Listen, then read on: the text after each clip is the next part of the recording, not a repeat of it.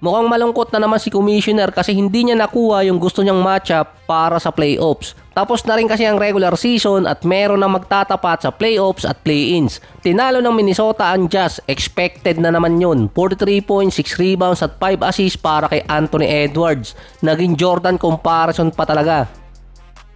Dahil ang Minnesota at si Edwards ang unang team na pinaboran na magkaroon ng 20 plus points sa dalawang consecutive games. Ang last team na nakagawa nun ay Bulls noong 1992. Samantala ang Nuggets panalo din kontra Rockets, ang number 2 team. Tinambakan pa ng Nuggets yung Houston. Expected na rin naman kasi yun. 5 core players ng Houston ang pinaglaro. Pero ito kasi yung sinabi sa report na gagamitin lang na pang practice game ng Rockets yung game nila sa Nuggets para hindi mabakante na matagal yung mga players nila at mag-cost pa sa playoffs. Ang makakatapat ng Minnesota sa first round ay yung number 3 na Los Angeles Lakers. Luka, Bronny, LeBron versus anak ni Jordan na si Anthony Edwards. Walang Battle of LA na mangyayari kundi Battle of GOATs.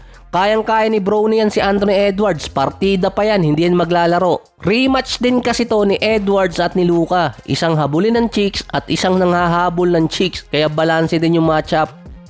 Mukhang babawi si Bando dito kay Anthony Edwards dahil nung first game tinrush talk ni Edwards itong si Bando na ilang taon na daw siyang injured at hindi naglalaro. Tinalo naman ng Clippers yung Golden State 124-119. Tinapos ulit ni Kawhi yung kagustuhan ng Golden State na makapasok ng top 6. Ito lang kasi yung iniintay na game na matapos para magkaalaman kung sino ang magtatapat. Sa first round, Clippers versus Nuggets, nasa Denver yung home court advantage. Parang rematch din to nung nangyari noong 2020 na binalikan ng Nuggets yung Clippers kahit lamang na ng 3-1. Sa pagitan ng Denver at itong Clippers, paborito doon ng LA dahil sa dalawang bagay. Una, healthy si Kawhi. Ito kasi yung unang beses na healthy si Kawhi papasok ng playoffs since 2021. Nung healthy nun si Kawhi, nakapasok pa sila nun hanggang West Finals kaso dun siya na injured. Wala kasing binabanggit na injury ngayon si Kawhi. Sa bagay, baka tinatago din ng Clippers.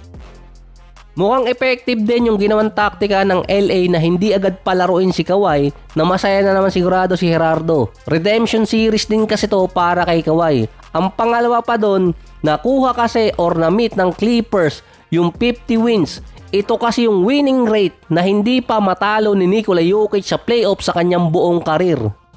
Magtatapat sa play-ins ang Sacramento at Dallas para sa number 8 position. Nasa Sacramento kasi yung home court advantage. Yung last game ng Dallas versus Memphis, natalo ang Mavericks dun.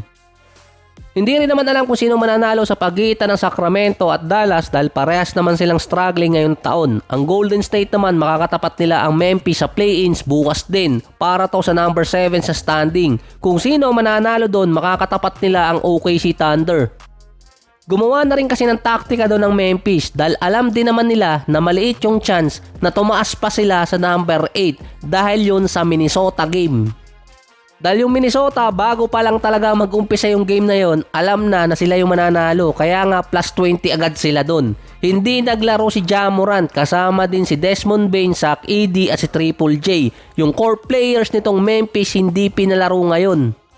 Kaya meron silang advantage kontra Warriors kung maglalaro yung mga players na yon next game. Parang lalabas kasi back-to-back game at pinahinga ng Memphis yung kanilang mga core player. Sa Warriors naman, hindi pinalaro si Kuminga. Base kasi kay Coach Steve Kerr, hindi siya papatok sa matchup versus Clippers. Hindi rin naman kasi alam kung ano mangyayari kung naglaro doon si Kuminga. Kung napaagang matapos yung game or baka nakalusot pa. Kung next game maglalaro si Kuminga, at least may isang player na nakapahinga sa Golden State.